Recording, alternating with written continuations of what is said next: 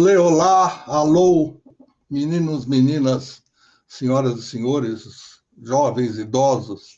Estamos aqui em uma nova série. Quem já viu algum programa já descobriu. Nós vamos falar dos bastidores do rádio. Por uma questão técnica, nós vamos usar o nome de backstage, porque fica mais chique, mais amplo. Talvez na hora de vender a gente consiga uns royalties aí. Mas, de qualquer forma, o episódio de hoje promete, porque ele vai reunir grandes nomes da noite e do rádio. Como assim? Rádio ligado à noite? Pessoal que faz madrugada. Nessa fase, nesta série do Projeto Total, que eles ajudaram a escrever a história do rádio, nós vamos falar com quem não aparece. Quem aparece normalmente é o apresentador, é o locutor, etc. Não estou falando agora que tem câmera e que alguém liga a câmera, quem está lá no proscênio aparece. Nós vamos falar com os DJs de rádio. Esta série, a de hoje, o programa de hoje, que pode ter alguns dividendos, se a conversa for muito boa, a gente estica, e para não perder tempo, eu vou convocar. É difícil colocar por ordem alfabética, porque todo mundo começa o seu nome por DJ, então não dá. Se eu começar por idade, eu vou entregar algumas coisas que as pessoas não querem ou não gostariam. Então, eu vou pela ordem de chegada. Quem entrou primeiro foi o nosso querido Cláudio Visu. Bem-vindo. Fala, Fernando, tudo bem? Tudo bem, foi um prazer trabalhar com você anos passados e agora nós nos vemos nesse contar de histórias, o que é muito legal. Meu querido Cadico, que eu confesso que eu não sei o nome inteiro dele, nunca paguei cachê. Quando eu pagava cachê, eu sabia nome, sobrenome, que nem o meu Romero. Fica falando o nome, sobrenome, apelido e tudo mais. Bem-vindo, Cadico. Tudo bem, Luiz? Bem-vindo a todos aí. O meu nome, para quem não sabe, eu sou xará do Chororó e do Júnior. Meu nome é Durval. Olha só, não sabia, não podia imaginar. Interessante, né? Outro com quem eu tive o prazer de trabalhar durante muitos anos e depois até fora do rádio, em alguns projetos terceirizados, Laerte Lala Moreira.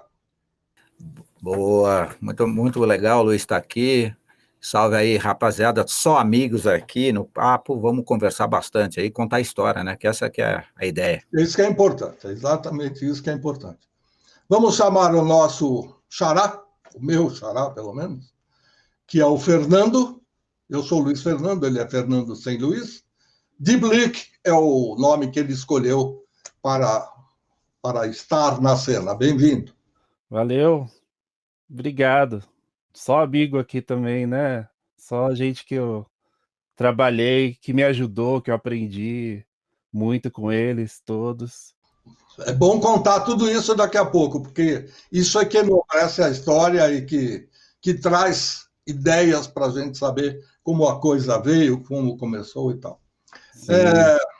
Mais um nome que é conhecido de todo mundo, da noite, do dia e da madrugada, Santiago Malnati, também conhecido como Mr. Sam. Fala, galera, tudo certo? Vamos aí, vamos lá. Vamos aí, é muito bom também. E concluindo, nós convidamos mais pessoas, mas nem todos podem, então vamos chamar um dos ícones desse trabalho, bastante conhecido, bastante respeitado por todos, Iraí Campos. Tudo bem, dia a todos, ainda boa tarde já, né? Tiramos alguns minutinhos. Mas na hora que passar o programa, pode ser bom dia, boa tarde, boa noite, o pessoal escolhe o cumprimento que quiser e a gente vai em frente.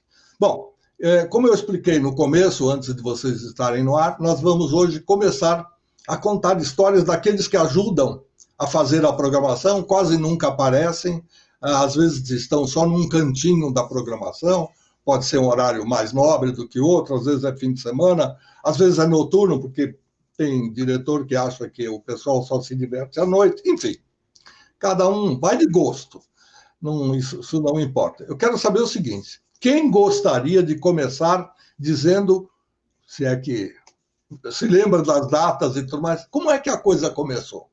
Qual foi o primeiro? No AM já existia o DJ, eu não estou falando disc jockey, como era conhecido o apresentador de rádio lá nos anos 60, 50 e daí para frente. Era uma cópia do americano, então o que a gente chama hoje de comunicador, de apresentador, depois com o sindicato fatiando as funções, criou outros nomes. Eu sugiro uma ideia que a gente podia fazer por tempo de rádio. Eu acho que o primeiro que deveria falar é o Mr. Sam, que é um cara que eu ainda estava começando a ser DJ, ele já fazia, acho que era a Rádio Excelsior, aí depois eu posso falar, a gente pode seguir, eu acho que a gente era fã, nessa época a gente não tinha acesso à música, então a gente ficava gravando os programas de DJs, e o Mr. Sam era... Opa, virou aqui. E o Mr. Sam era um cara, assim, que todo mundo adorava. E... A minha história é mais ou menos paralela a essa, então... Então, quer dizer que eu sou mais velho de todos, não é? Bom, você é o pai de todos. Eu tenho 75 anos de idade, assumo isso, tenho 54 de carteira assinada. Depois, se alguém quiser entrar por aí pela sequência de data de nascimento, tudo bem. Vamos lá. Eu tenho 76. Então, vai lá, Sam. Então, todo com você. Eu comecei no rádio aqui no Brasil. Ou seja, na Argentina, onde eu morava até os 27 anos de idade, eu fui cantor, fui DJ, disc jockey, não é? Comecei como passadiscos, aí depois virei disc jockey e depois virei DJ. E com o correr dos anos. Aí o que acontece? Quando eu vim para o Brasil, eu comecei a trabalhar na Copacabana. Aí em 78 eu tive a ideia de fazer um programa de rádio, mas não conhecia, eu conhecia todo mundo da rádio porque eu mandava as músicas para eles, não é? Mas eu não tinha contato. Ou seja, eu era muito amigo do Big Boy. O Big Boy vinha na Copacabana, depois das 6 da tarde, e eu abria todos os armários para ele pegar os discos novos que chegavam das licenças que nós tínhamos com o exterior. E ele adorava. O Big Boy adorava os compactos duplos, que tinha aquela capa acetinada. Ele adorava esses discos. E aí, em 77, Big Boy faleceu. E eu já estava indo, já ia no Midem. E um dia, o nosso hostes aqui, o Luiz Fernando Maglioca, me viu animando uma reunião que tinha em homenagem a Wilson Simonal e o Roberto Carlos no Banana Power. E ele viu que eu era um cara que falava assim, agitava, não é? Eu na segunda-feira, não tinha ninguém, tinha só 50 pessoas, eu tinha que agitar para tocar música, para fazer um happy hour em homenagem a Simonal. E o Luiz Fernando me viu, e quando eu fui para o Midem, nesse mesmo ano, em 78, ele comentou com Antônio Celso, porque Antônio Celso falou, pô, estou precisando de um doido para apresentar o programa Músicas Internacionais, no meu programa de rádio, faleceu o Big Boy, não tem ninguém. O Luiz Fernando falou, eu tenho o Sam, eu conheço o Sam, por que você não testa ele? Aí, depois de 6 meses, eu apareci um dia na Essência, com todos os meus LPs, que tinha trazido de Nova York, e comecei no rádio. O Antônio falou, você nunca fez no rádio, você vai começar hoje. Comecei no AM da Excelsior, às 8h30 da noite, às 10 da noite. Eu fazia um quadro que se chamava Músicas Internacionais, e eu apresentava as músicas inéditas, as músicas novas que eu tinha trazido, na época toda discoteca, não é? E, bom, e assim eu comecei. Ok, deixa eu só explicar um pouquinho o que eu tenho a ver com isso, né? Eu sempre fui coordenador de rádio. Você é o culpado, você é o culpado. Ok, eu assumo, isso aí eu assumo. Eu só queria explicar o seguinte. Quando eu trabalhava na Rádio Excelsior, nós tínhamos um querido, aliás, aproveito para prestar homenagem, de qualquer maneira, o nome dele viria à tona, porque ele foi um grande nome da noite, na discoteca Hipopótamos. O Antônio Celso criou um programa para ele chamado Discoteca Hipopótamos Excelsior. O nome dele é Flávio Ferrari. E com ligações outras, sabendo que eu trabalhava na Rádio Excelsior, estava começando, mas na TV Cultura. E eu tinha um programa de algum sucesso chamado TV2 Pop Show, onde eu passava, olha a antiguidade, filme-clips, não era videoclipe. O videotape estava nascendo ali. Então, eu passava alguns filmes. E aí, fui convidado a fazer um réveillon, vamos dizer assim, no Banana Power, com os meus filmes e mais as festas de quem iria lá já estava acostumado a frequentar, associados e tudo mais. E aí eu fui me imiscuindo um pouco na noite. Não dava, eu dava aula de manhã na ECA, eu trabalhava na TV Cultura à tarde e à noite na Rádio Excelsior. Então não dava para ser um notívago, um frequentador da noite. Mas foi aí que eu comecei a me entrosar e fazer a sequência. Pelo que foi citado, então, agora é a vez do Cadico, que vai contar a sua continuidade, a sua continuação. Então, a minha história segue mais ou menos esse rumo aí. Eu comecei muito cedo, eu era garoto, mas pequeno mesmo. E o meu irmão já fazia bailinhos em casa, né, com aqueles discos ainda de acetato e tal. E eu ficava vendo, né, desde pequeno, vendo Creedence, aquelas coisas. E eu cismei de fazer os meus bailes. E o meu vizinho também fazia bailes ali no Imirim. Eu morava ali na Rua Luiz Cardamone e tal. E esse meu vizinho, ele casou e deixou o equipamento dele de lado. Aí eu e o irmão dele, nós decidimos, vamos dar continuidade nesse negócio aqui. Foi em 76, tinha 12 anos de idade, eu era criança e já fazia os bailinhos. Aí eu ouvia, às vezes eu ia pescar com meu pai em Caraguá e lá em Caraguá pegavam as rádios do Rio de Janeiro e eu ouvia às vezes a Rádio Mundial, o programa do Big Boy. Eu falava, esse cara é muito louco. E meu sonho era conhecer uma rádio. Até que o tempo foi passando, a primeira casa que eu trabalhei foi o Dancing Days, e lá nós decidimos contratar alguém para animar a festa. E quem que era o nome a bola da vez nessa história aí? Era um tal de Mr. Sam. Aí lá fui eu na porta da Rádio Excelsior, eu falei, eu queria falar com o Mr. Sam. Eu era garoto, né, 79, já estava com 16 anos e tal. Aí eles falaram, o que você quer com ele? Ele atendeu pelo interfone e falou, eu quero contratar ele para fazer um show. Aí eu subi as escadarias da Excelsior lá, ele me atendeu e falou, fala, o que você quer? Aquela educação. O que você quer? Aquela educação argentina dele, né? Mas me tratou muito bem. E nesse mesmo dia eu conheci o Kaká, o Carlos Henrique, que era o locutor da Excelsior na época. Eu fiquei fascinado, o cara com um fone Cosa, aquele microfone gigante que parecia uma berinjela, que era o Neumann. Eu nunca tinha visto aquilo na minha vida. Aí eu fiquei um tempinho esperando e dentro do estúdio, aliás, quem me atendeu mesmo foi o Antônio Celso. Ele falou, pois não, o que você quer falar com quem? Eu falei, eu quero falar com o Mr. Sam. Aí veio o Mr. Sam, me atendeu.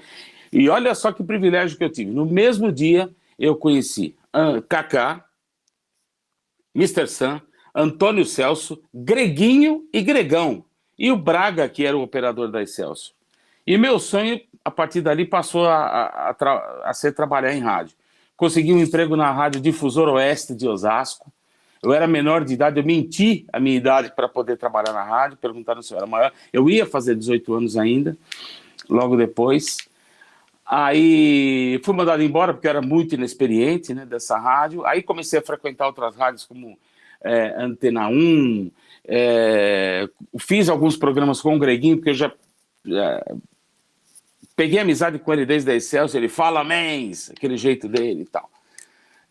Aí ele me levou para a Metropolitana para conhecer também. Era uma bagunça, eles viviam pulando de rádio em rádio, né? Nessa época também conheci Carlinhos Occidense, o Arnaldo Sacomani em 80. Aí surgiu um concurso. Haviam vários DJs na Band, né, que faziam parte daquele time legal, que era O Iraí, Ricardo Guedes, Greguinho, Gregão, Lula e tal, só que eles haviam saído e tinham ido para a Pool FM. E aí a Band resolveu fazer um concurso para eleger o melhor DJ ali e tal. E eu participei desse concurso e ganhei. E no meio desse concurso, eu fui visitar o Rogerinho, operador da Jovem Pan. E o Tutinha viu eu mostrando a fita do concurso para ele. Ele falou, o que é isso aí? Eu falei, é uma montagem que eu fiz. Ele falou, legal isso daí, quem que tem? Eu falei, eu levei na banda. Ele disse, eu não quero essa porcaria e tal. Eu falei, se eu fizer uma melhor, você toca? Ele falou, toco. Aí eu fiz uma outra só para a Jovem Pan. E o Tutinha falou assim, se você ganhar o concurso da Bandeirantes, eu vou te dar um emprego. E eu ganhei e fui lá pedir um emprego na Jovem Pan. Ao contrário do que muita gente pensa, eu não fui o DJ que era um DJ que foi crescendo e depois comecei a trabalhar em rádio. Porque foi na Jovem Pan que eu consegui a visibilidade, onde o Tutinha me apresentou para o William Krumfli, que era o dono da Toco, que era uma casa maravilhosa, onde lá eu conheci o Visu. O Iraí eu já conhecia, porque o Iraí, nós éramos praticamente concorrentes, né? Ele tocava no Tio Sam e eu no Dancing Days. A gente já se encontrava ali nos Irmãos Coragem, na áudio, comprando disco e fitinha, gravava para vender e tal. O Iraí eu já conhecia, né? Já era bem conhecido no rádio também. E aí tá um pouquinho da minha história. Passando por essa rádio de Osasco, depois Jovem Pan, depois Manchete, TV Manchete também eu trabalhei, para quem não sabe, trabalhei um tempinho. E essa é a minha história aí que tem no rádio, onde eu conheci toda essa galera. O Dipili, que entrou logo depois de mim na Jovem Pan, o Lalá também, o pessoal que vem aí dar o seu depoimento, seu testemunho nesse encontro que a gente está tendo aqui. E é um prazer estar com vocês. Ok, eu vou pegar mais 2 minutinhos só para não aproveitar, quer dizer, não perder o gancho e aproveitar. Está saindo este livro, esse é o primeiro exemplar. Maria Helena Brito Izzo acaba de escrever um livro sobre esse rapaz aqui, Antônio Celso. E ele conta várias histórias, eu não li o livro, eu acabei de receber.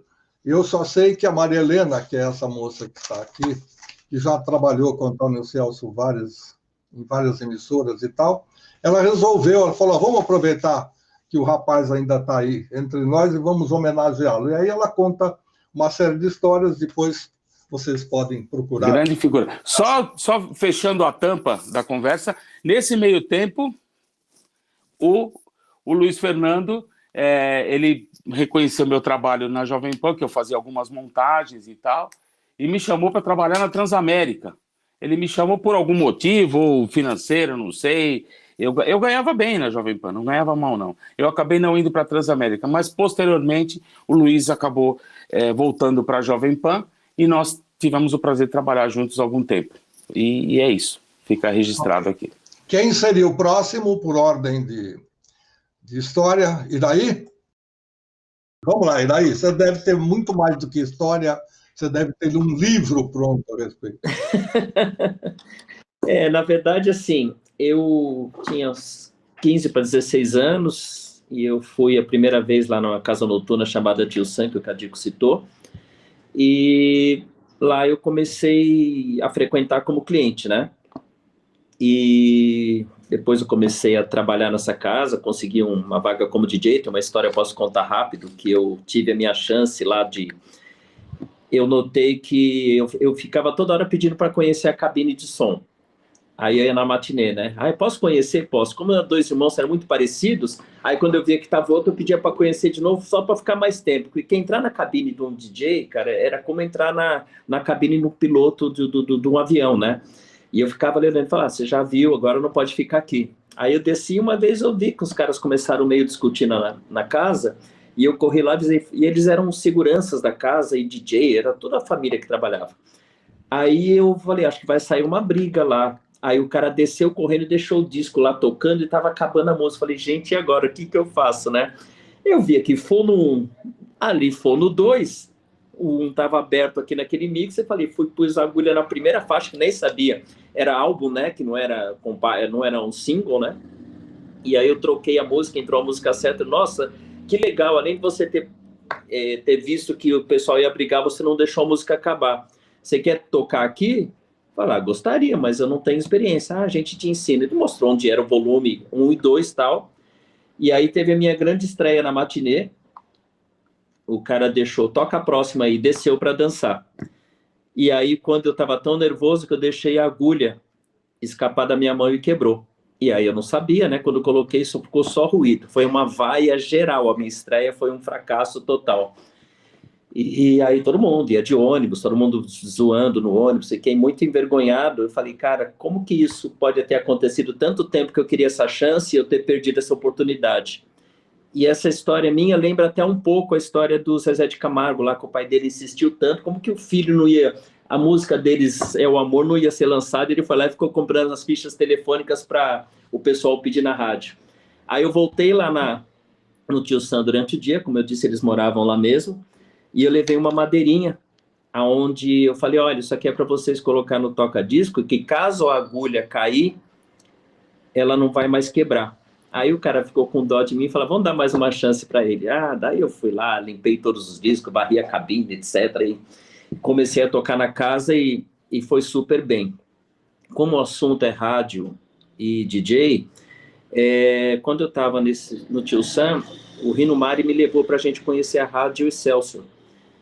Aí não sei o que ele foi fazer lá, fazer uma visita, eu fiquei assim, deslumbrado, né, cara? Aquele monte de equipamentos, aquelas coisas todas, a rádio que tinha o programa dos DJs, Mr. Sam, acho que eu vi rapidamente chegando ou saindo. E aí eu falei pro cara, como que eu faço para fazer um programa aqui? Aí o coordenador, não lembro na época quem era, falou, você precisa gravar uma fita de rolo com a locução e as músicas que você vai tocar. Aí você manda pra gente um teste. Eu não tinha a mínima ideia como fazer isso. Fui lá na Áudio 24 de Maio, comprei uma fita de rolo, emprestei de um rapaz que tinha uma condição financeira um pouco menor, que ele tinha um gravador, um 4000 DS, fiquei lá no Tio Sam gravando, tocando as músicas e fazendo a locução. Com essa voz, imagina a droga que foi.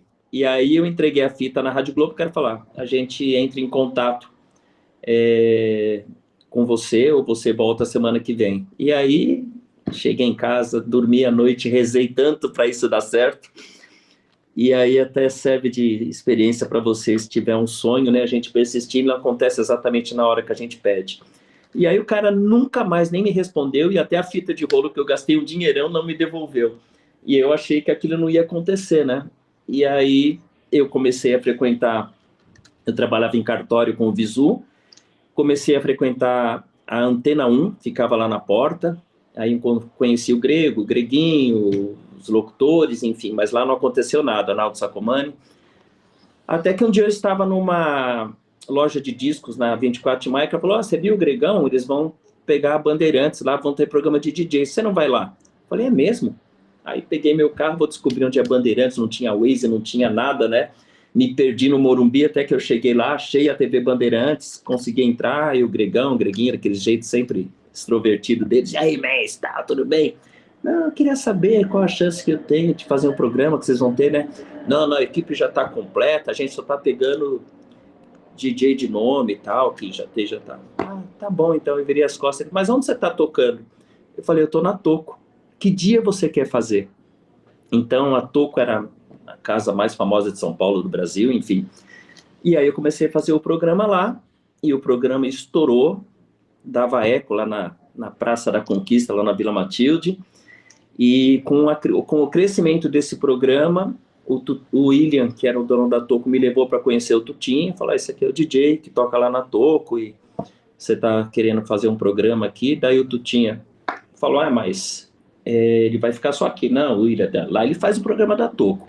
Aqui ele vai fazer o programa, se você quiser, da Jovem Pan. Eu ficava lá a semana inteira editando um programa que tinha que durar meia hora e cada música era de uma década. Anos 70, 71, 72, tu tinha me dava a vista da Billboard lá, marcava as músicas, e cada programa era um ano que fez sucesso. E aí, com o sucesso desse programa, o programa foi pro ar, e aí o Luiz Fernando vai lembrar dessa situação que eu nunca esqueci, ele falou, eu não aguento, porque a Band veio crescendo, né? Então eu tinha um programa na Bandeirantes às 10 da noite, e na Jovem Pan às 10 da noite, às sextas-feiras, e o Luiz Fernando estava na rádio, falando, não aguento, eu viro para cá, você está me cercando aqui. Você era terceiro lugar na Rádio Bandeirantes, segundo era a Cidade, primeiro lugar a Jovem Pan. Então esse foi um momento que marcou muito para mim, assim, essa coisa de rádio, de DJ, por estar fazendo um programa em 2 rádios ao mesmo tempo, entendeu? E era muito legal você virar o rádio e estar anunciando o seu nome em 2 rádios no mesmo horário. Isso é muito, por um tempo ficou até que o Tutinha falou, agora que a Band subiu mais, chegou em segundo, você fica lá ou aqui, precisa escolher. Aí eu fiquei só na Jovem Pan.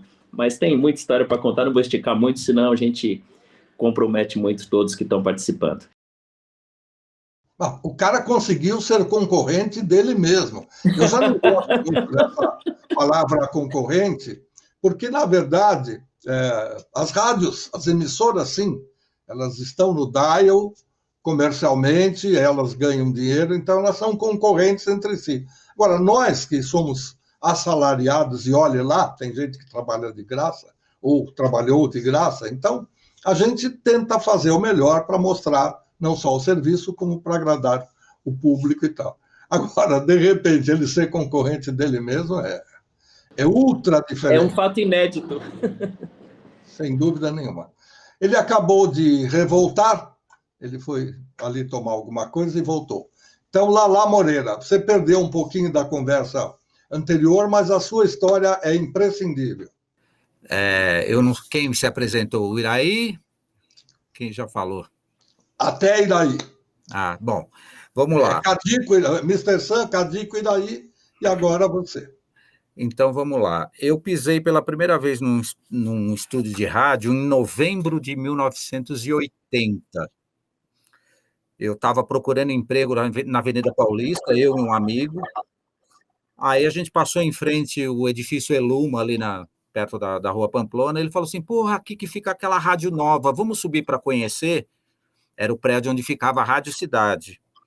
E eu tinha 16 anos, a gente subiu para conhecer a rádio. Subimos, entramos lá, pedimos para conhecer a rádio, deixaram a gente entrar. E a rádio não tinha uma secretária, o locutor do horário e meio que mais ninguém, era uma rádio, né? Então a gente foi lá, mostraram o estúdio para a gente e tal, e a gente saiu, estava na portaria, assim, na recepção, assim, para pegar o elevador para descer de novo, a gente olhou, o meu amigo falou assim, pô, aqui fica o Jornal do Brasil, é um jornal grande lá do Rio de Janeiro, vamos ver se está precisando de office boy? Aí voltamos, perguntamos, fizemos ficha, um mês depois eles contrataram nós dois, como office boy do Jornal do Brasil. Nessa eu conheci Luiz Henrique Romagnoli, que era redator, já tinha virado redator da rádio, mas ele era do JB também, conheci toda a redação do Jornal do Brasil, e comecei a conviver com a rádio ali de pertinho. Passou 3 meses, teve o show do Queen no Morumbi, em 81, trazido pela Toco, né? O Cadico tem, inclusive, imagens disso e tal. E aí o Carlos Townsend pediu emprestado para o Jornal do Brasil um office boy para ajudá-los, porque a rádio não tinha equipe de promoção, não tinha ninguém ali, né? Não tinha estrutura para fazer promoção.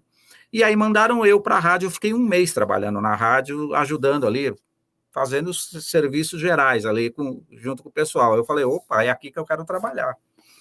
Aí eu falei com o Carlos Townsend, ele me apresentou para o pessoal da técnica. A partir daí, todo o meu tempo livre, que eu não estava na rua entregando jornal, fazendo coisa do Jornal do Brasil, que eu ia trabalhar de bicicleta, de São Mateus até a Paulista, eu ia e voltava todo dia de bicicleta.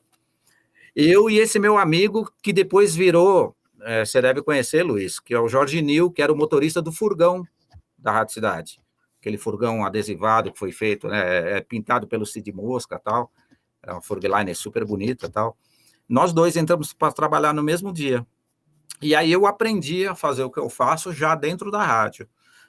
Como DJ, antes disso, eu só fazia baile de garagem e tal, né? Fazia coisas, né? Não atuava profissionalmente ainda como DJ. Eu passei a ser DJ fazendo festa em eventos, tal, assim, por causa da rádio, né?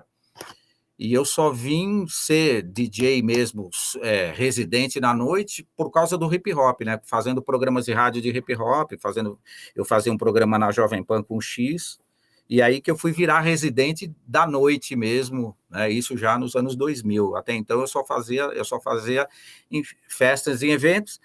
E nos anos 90 eu tive uma domingueira própria em São José dos Campos, inclusive o meu maior recorde de público foi na noite que eu levei o Iraí, né? Lá em São José dos Campos, né? Na Camuflagem, né? Que era na domingueira do Tênis Clube de São José dos Campos, né? E então minha história no rádio começou né, na Rádio Cidade. Na época eu precisava tirar o DRT, não tinha curso em São Paulo, né, porque a profissão tinha sido regulamentada ali no final dos anos 80 e não tinha um curso em São Paulo. Então, durante o ano de 81, por 15 sábados, eu fui para Santos, no Colégio Carmo, eu descia todo sábado para fazer o curso de DRT, né, e conheci outros DJs lá também, né, o Marcelo Alves, que foi DJ do Corinto, do Pool Music Hall, o Renato Lopes, né, o grande Renato Lopes, né, que fazia parceria com o Mau Mau nos anos 90, aí eu conheci no Colégio Carmo, fazendo curso para tirar o DRT. E só em setembro de 82 surgiu uma vaga, e aí sim eu fui transferido do Jornal do Brasil, dia 16 de setembro de 82. Então agora, o mês que vem, vai fazer 40 anos de rádio. Eu faço 40 anos de rádio como radialista mesmo. Muito bem. Só respondendo ao Lalá, eu não conheci o motorista do furgão, porque o furgão não saiu na minha gestão. Eu briguei muito, o Jornal do Brasil não tinha dinheiro, imagina, a rádio estourada, o Menudo dando o resultado que deu, financeiro, inclusive, mas eles não tinham dinheiro. E aí você vai se cansando, você vai ficando um pouco irritado de pedir coisas. Quando eu pedi equipamentos novos, eles mandavam a sucata da Rádio Cidade do Rio, do JB, e isso aí você vai brigando com eles. Não adianta brigar aqui com os funcionários que lutam como você para melhorar. E aí eu cheguei a ir à Furgline, fiz com o engenheiro da Furgline de criação, eu fiz o desenho daquilo que eu achei que seria o furgão ideal.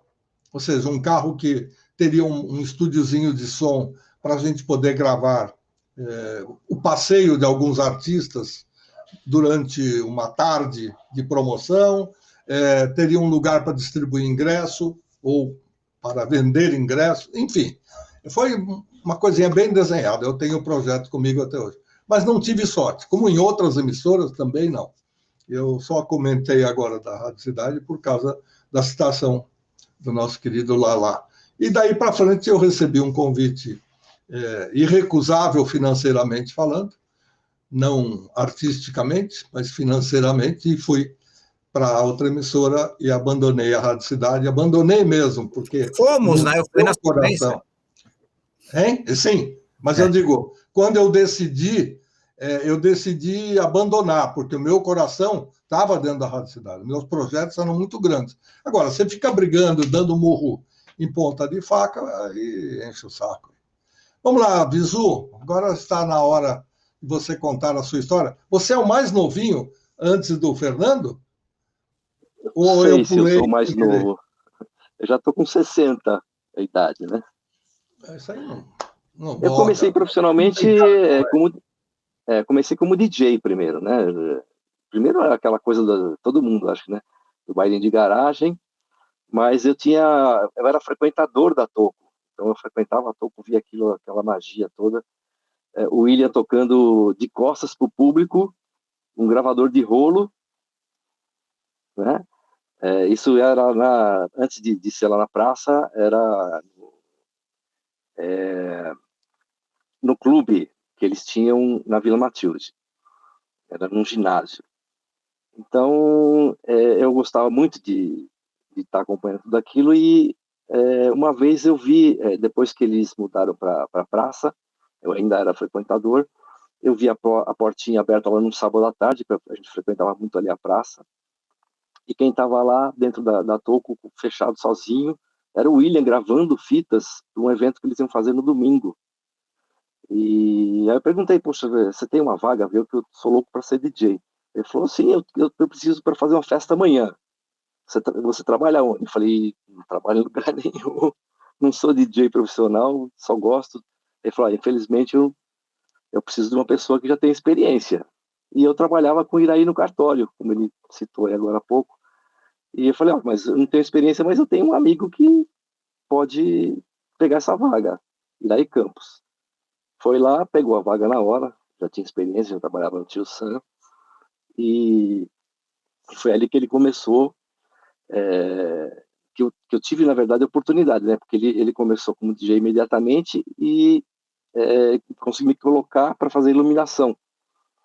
Depois comecei a tocar as músicas lentas, fazer matinê, e foi ali na Toco, até as pessoas acham estranho, né? Por você, uma pessoa que não tinha experiência, já começou logo na balada principal da época, que era 1984, quando eu consegui realmente me profissionalizar como DJ, né?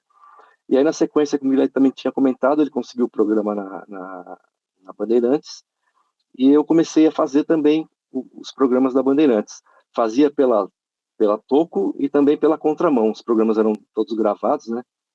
A gente levava as fitas de rolo, todas já com o bloco mixado, e foi ali que eu comecei no rádio. Depois eu virei funcionário da Band, fazia programação musical, fiquei quase 12 anos na Band. Depois fui para um escritório de administração de artistas, trabalhei com Alexandre Pires, na verdade era só para contrariar ainda, né? Outros artistas. Depois voltei para o rádio, para a Nativa, fiquei 3 anos na Nativa. Depois voltei para o escritório de artistas novamente, que aí já era Sunshine lá com o Augusto e o Joca, né, que estava na Sunshine. E durante um período que eu estava que eu me profissionalizei na rádio, eu fiquei um tempo sem trabalhar como DJ, né? Porque era muita coisa na rádio. Na Band mesmo, eu depois da programação fui coordenador artístico, e aí a gente ficava muito ocupado, eu não conseguia mais trabalhar como DJ. Foi aí que, se eu não me engano, logo depois o Cadico foi para Toco, o Cadico e o Vadão. E aí eu fiquei só na Band como coordenador artístico lá. Fiquei um tempo sem ser DJ. E aí houve um projeto de name rights, né, que era a Oi estava entrando muito forte, pegou uma rádio, e aí o Silvio Calmon, que era o diretor artístico da Oi, me chamou para ir lá para a Oi FM, e lá eu voltei a ser DJ, porque lá também tinha programas de rádio e tal, e comecei a fazer muitos eventos, e depois disso é que eu comecei a trabalhar com ele aí na The History. Então esse é um pouquinho aí da minha história.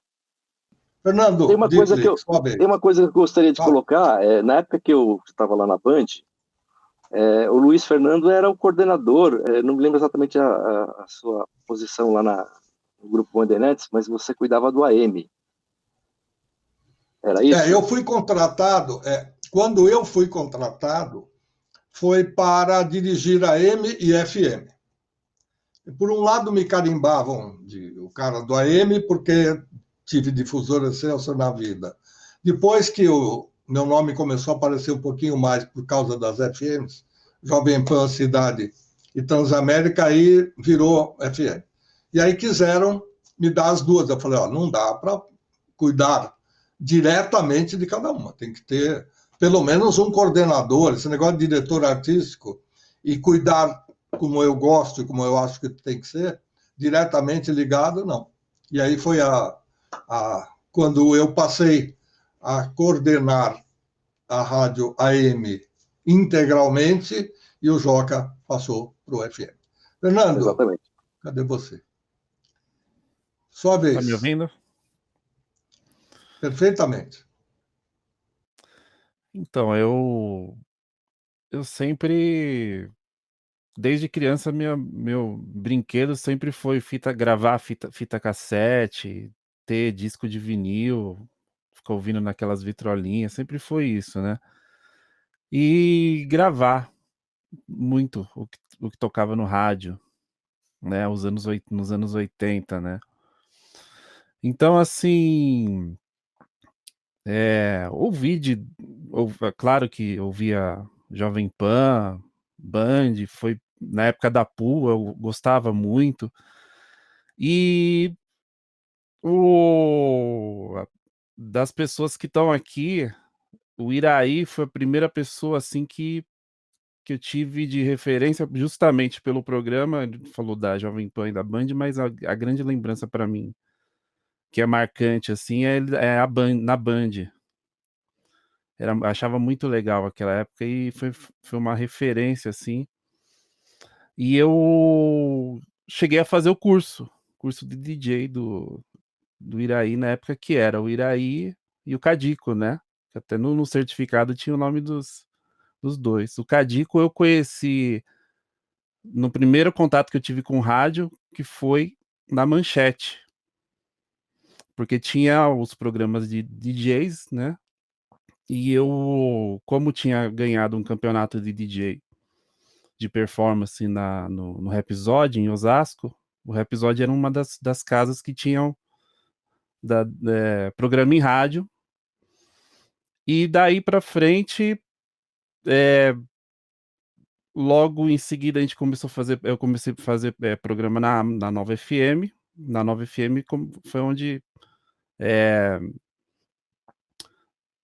acho que os programas de mais sucesso, porque foi algumas histórias parecidas que eu vejo meus amigos falarem aí, mas de estar ali fazendo um programa em rádio, mas em determinado momento você leva um mega mix, um mashup, um edit lá que o coordenador gosta, e daí para frente você começa meio que fazer coisa para rádio. Isso me levou para a produção, né, de fazer vinhetas e tudo mais.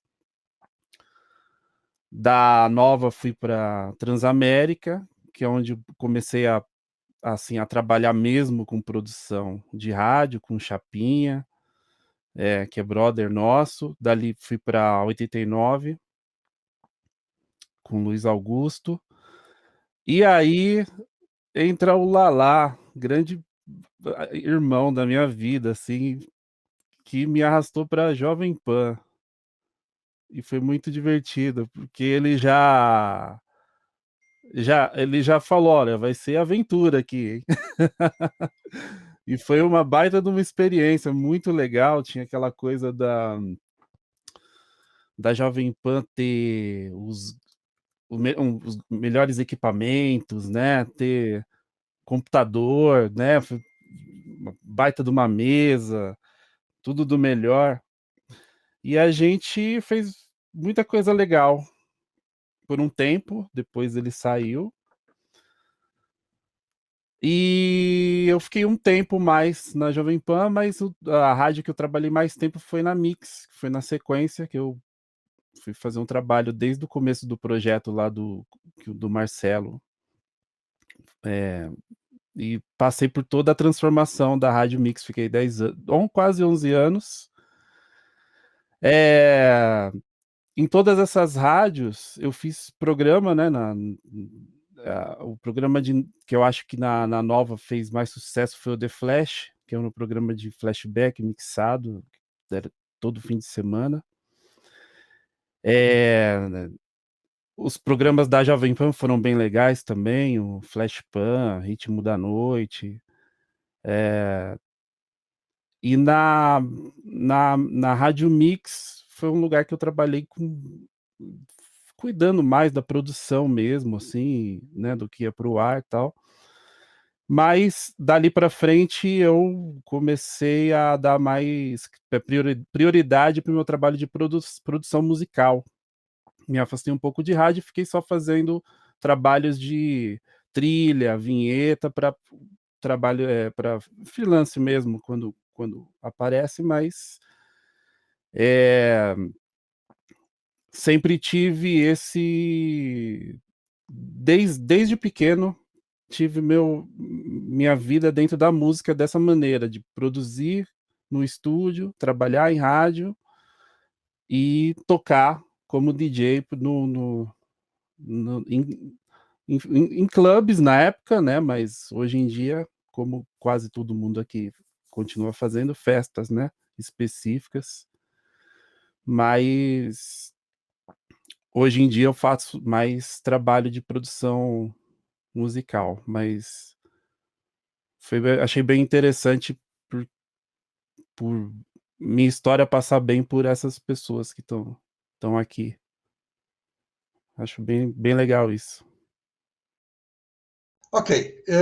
Eu, como sou meio professor, eu não era professor, eu fiquei professor, virei professor, e depois gostei, fiquei 30 anos dando aula de rádio e televisão, 14 na ECA, USP e 16 na FAAP. Aí, muita gente que vocês conhecem, muitos dos nomes de sucesso tiveram que passar pelas minhas mãos, e isso para mim foi muito bom, até porque eu aprendi a trabalhar de uma maneira assim ampla com os diferentes estilos, tipos de pessoas e tal. Então, aproveitando, o Iraí não tinha falado da escola que ele criou, eu achei até que seria importante, e é importante, e daí depois você complementa. A sua escola conseguiu o esquema do DRT, o Lalá disse que foi estudar no Carmo, a escola do meu querido amigo, meu chefe e grande mentor jornalístico, Walter Sampaio. O nome correto e completo era João Walter Sampaio Smolka, devia ser o reitor ou o diretor da faculdade, mas foi ele que criou o Colégio do Carmo. E então, essa coisa do DRT, essa sigla significa Delegacia Regional do Trabalho. E todos nós, depois de 1978, quando a profissão, dezembro de 78, a profissão de radialista foi regulamentada oficialmente pelo governo e pelo Ministério das Comunicações, a gente tinha que ter um registro. Então, por isso é que a gente fala, eu fiz o curso para o DRT e tal. Na verdade, o que a gente fazia era um curso ou de nível superior, nas faculdades que eu citei e nas que vieram depois, nível médio para funções de nível médio, que eram mais as funções operacionais, técnicas, e de isso surgiram os cursos. Então, vamos lá, Lala, só complementa para mim. Você foi aluno do Walter Sampaio, de alguém desses que eu citei aí? Você sabe que eu não lembro o nome das pessoas que davam aula lá, mas era um curso bastante intenso, porque ele começava 8 da manhã, 8:30 da manhã, e ia até 5 da tarde. Você tinha uma horinha de almoço só, e era o dia inteiro. E o legal desse curso é que ele era um curso prático, né? Você tinha mesa de áudio, igual de rádio, você fazia, né, você aprendia realmente a fazer sonoplastia, né? Então, foi bastante, era bastante produtivo de verdade, né? Coisa que muitas vezes, você não vê em muitas faculdades, você não tem tanta prática. Esse curso em si, eu achei, né, ele funcionava super bem nesse sentido. Mas, realmente, eu não lembro, não. E daí? Eu. Sua escola, como é que nasceu essa ideia de fazer um curso? Como é que você conseguiu oficializar para oferecer o DRT? Porque fazer uma escola por fazer era muito bom, porque as pessoas estariam com o mestre daí, mas precisava valer o curso para poder trabalhar. Olha, primeiro assim, falar sobre a criação. A DJ Shopping, que foi uma loja especializada para DJs, e o curso de DJs, na verdade, a minha inspiração era em cima de mim mesmo. Todas as dificuldades que eu tive no começo da carreira, que era como que eu vou... Os caras queriam ter uma reguinha para editar fita de rolo, um fone de ouvido, um case para levar disco, que eu via que nada disso tinha aqui no Brasil. Então, aí foi a criação da loja, eu, Juninho Tonon e o Tutaquino, a gente começou a criação da primeira loja, creio que tenha sido a primeira especializada para DJs. E aí, quando eu tocava lá no California Dreams, onde o Cadico estava comigo também, a garotada ficava na saída, lá, queria ser DJ, como que eu faço? Então, eu via muito aquela dificuldade, e a dificuldade que eu mesmo tive. Eu ia na Aquarius, na matinê, ficava olhando lá, os DJs tocando, nossa, eu falava, o toca-disco tem pausa, eu não entendia muito aquilo de beat e tal. Então, muita entre nós, que acho que a maioria acabou sendo autodidata, e a gente tendo que descobrir, porque ninguém queria ensinar como que era isso.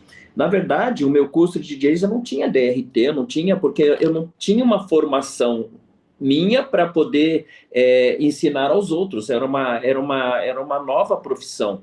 Então, a profissão de DJ nem reconhecimento tinha, né? Então, era uma forma de você estar ensinando as pessoas, e eu não tinha nem o formato. Como que eu ficava assim, gente, o que eu vou ensinar? Porque era difícil você passar isso. Aí eu comecei aquele negócio de contar até 8, entendeu? Dos compassos, e foi montando o DJ, a gente começou a anunciar na rádio, e o curso estourou. Eu dava o curso sozinho no começo. Lá em Gianópolis eram 4 turmas durante um sábado, entendeu? E durava 2 meses e meio, praticamente 10, 15 aulas, 20 aulas, eu não lembro exatamente como que era, mas eu não tinha essa coisa assim, eu não tinha essa DRT de dar um curso, porque eu também não tinha uma formação de uma faculdade da onde tinha vindo para eu aprender uma profissão a qual nem reconhecimento tinha. Então era muito mais passar uma experiência para as pessoas terem um caminho por onde eu devo começar, que equipamento eu devo comprar. Então foi por aí. O Memê, inclusive, fala que o curso de DJs, ele acha que não é o primeiro do Brasil, acho que é o primeiro do mundo, que nunca se ouviu falar em curso para DJs na época em que eu fui montar isso, entendeu? É bem possível, porque essa história a gente não tem ela totalmente contada, não está escrito. Eu tenho medo, às vezes, de pesquisar na internet, porque a internet tem muita mentira, muito chute, muito achismo. Amigos, nós estamos quase chegando ao final do programa. Eu vou liberar a conversa de todos vocês. Alguém comenta alguma coisa, conta o que quiser contar, e se vocês acharem que vale a pena, principalmente você que está acompanhando a gente no nosso podcast ou através dos canais sociais que você vê na sua tela, que é o LinkedIn, que é o YouTube, que é o master de todos eles, mais Facebook, você tem total liberdade para fazer perguntas, e aí os amigos voltam e nós respondemos as perguntas de vocês. Estão todos liberados, cada um falando uma vez. Posso? Só queria citar aqui 2 nomes que seriam importantíssimos, infelizmente não estão mais com a gente, mas que com certeza fizeram parte de nossa história e não estão mais junto aqui, que tem muita gente, coisas para contar. Lembrar sempre Grego e Ricardo Guedes, que fizeram parte a história de muitos de nós aqui. Carregaram as pedras, né? No início, aí ajudaram a gente. E, só complementando o que ele aí citou, no começo, na verdade, a profissão DJ, ela é nata, né? O cara, ele tem que aprender, como eu disse, carregando pedras junto com os outros. Olha, é aqui que coloca, muita gente ainda não sabia contar os compassos, o lance da aceleração das músicas, do pitch. Então era um lance passado, como de pai para filho, assim, não existia uma faculdade, um curso, e até hoje a profissão não é reconhecida oficialmente. Você pode, parece que, registrar uma pessoa como disc jockey, mas no Ministério do Trabalho mesmo não existe essa profissão, o que é uma pena. E eu lembro da primeira apostila que a gente praticamente desenvolvemos juntos, né, Iraí? Que era... Uhum. E o que a gente vai colocar agora? Ah, é o pitch? Não, é o compasso. O que é mais importante? Foi muito legal isso, porque foi o começo, o início, na raiz de tudo. Então, como você citou, que o Memê colocou, é mesmo, acho que o primeiro curso do mundo. Porque mesmo procurando na internet, eu já fiz essa pesquisa, que o DJ começou mesmo no Brooklyn, em Nova York, passando um disco para o outro, nos anos 70. O Sam, ele era, como ele falou, na Argentina era chamado de passa-discos, né? Mas era uma vitrola só, né, Sam? Era uma vitrola só. Né? Se eu contar como começou a história dos DJs, precisa outra hora ou várias horas mais para contar. Eu só queria acrescentar... Mas o lance da automação do negócio foi depois, mas antigamente, na sua época, existia o passa-discos. Terminou um disco, espera um pouco, vai outro. Ou depois alguém deve ter ligado... Pode falar. Era um tocadisco Vinco. Automático. Vinco, Eu sei dessa história. E eu queria dizer que eu não trabalhei só na Excelsior. Eu trabalhei na Excelsior, na Record, que era 89 FM, que era meu... Eu não operava, eu só falava. em 79, quando trabalhei na Record, e na Excelsior, eu tinha o sonoplasta e eu falava, e dava os discos. E sabe quem era meu técnico na Record? Tutinha, Carlitos e Paulito. Eles pegavam meus discos, que eram todos novos. Inclusive, Tutinha queria me roubar os discos para levar para PAN, não é? E depois depois inaugurei a Metropolitana FM em 82, e depois trabalhei demais na difusora. No fim da difusora, os últimos dias da difusora, eu trabalhei lá durante 3 meses, até que fechou. É isso aí, um monte de rádio no Brasil todo, né? É importante falar também que a gente é precursor da dificuldade, né? Começamos com gravador de rolo, com cassete, com toca-discos que não tinham o pitch que hoje tem, né? Que não tem um arranque que hoje tem uma Technics 1200. Era toca-disco automático, na vitrola, que você colocava 8 LPs e iam caindo, então, e aí, por isso me chamavam passadisco na Argentina. Então, hoje eles colocam o quando terminava os 8 LPs, virava os 8 LPs e colocava do outro lado. E ficava assim comecei a ser DJ.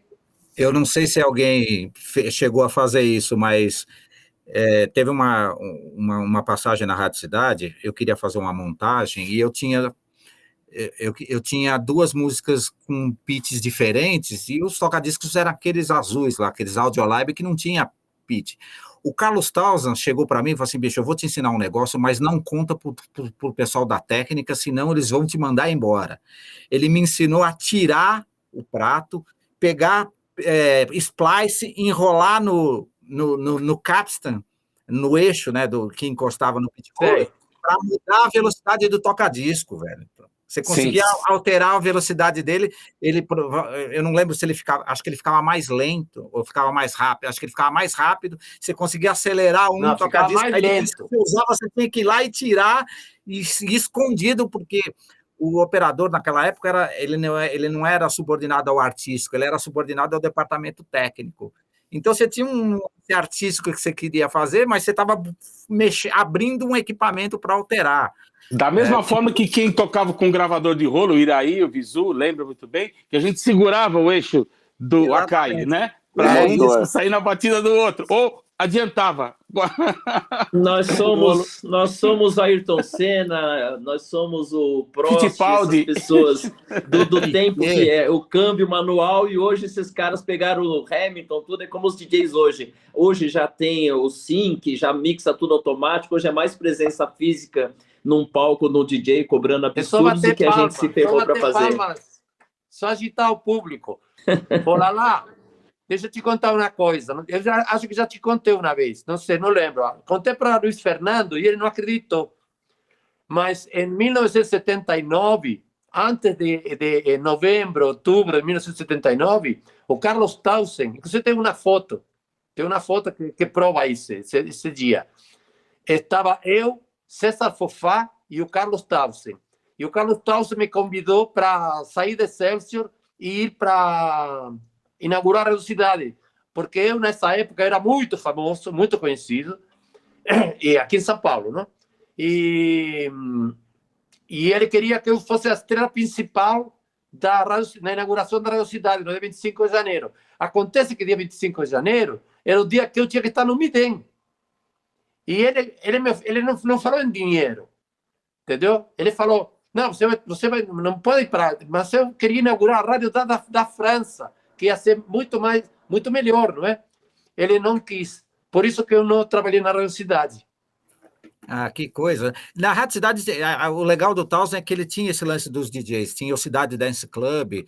Pô, eu conheci Giancarlo Sete lá. O Iraí eu conheci antes da Bandeirantes. O Iraí já ia na Rádio Cidade, porque a Toco anunciava o Iraí, o Tobal, o William, eu conheci no comecinho dos anos 80, antes até do Iraí ir para Bandeirantes, eu já conheci ele lá na Rádio Cidade. Porque os DJs também frequentavam a cidade por causa do programa do sábado à noite. Bom, meus caros amigos, eu infelizmente sou obrigado a dizer que já passamos da primeira hora. Se vocês gostaram, a gente faz mais, a gente continua. Eu quero agradecer a todos pela participação. Não vai haver tempo para despedida, mas vai haver tempo para a gente montar um outro programa se vocês captarem mais coisas, tiverem mais ideias e mais gente que vocês queiram participar. Deixa eu te falar, Luiz, o Lala não contou a história da Levi Seno Centro na Starca. Isso aí na próxima, pronto, na próxima. Um abraço a todos, obrigado pela participação, e eu vou só dizer que daqui para frente nós vamos ter uma série muito gostosa, porque vamos reunir essas pessoas queridas, vamos descobrir coisas que não sabemos e vamos remexer, como disse o Iraí, lá no fundo do baú, porque eu acho que o gostoso do tempo em que a gente garimpou para chegar onde chegou hoje foi exatamente criar sem muita condição, ou econômica, ou técnica, e etc, etc. Um grande abraço a todos vocês, e a gente volta daqui uma semana com mais novidades e outras participações da série. Até mais, um abração para todos. Tchau. Obrigado pela participação. Valeu, até mais. Valeu.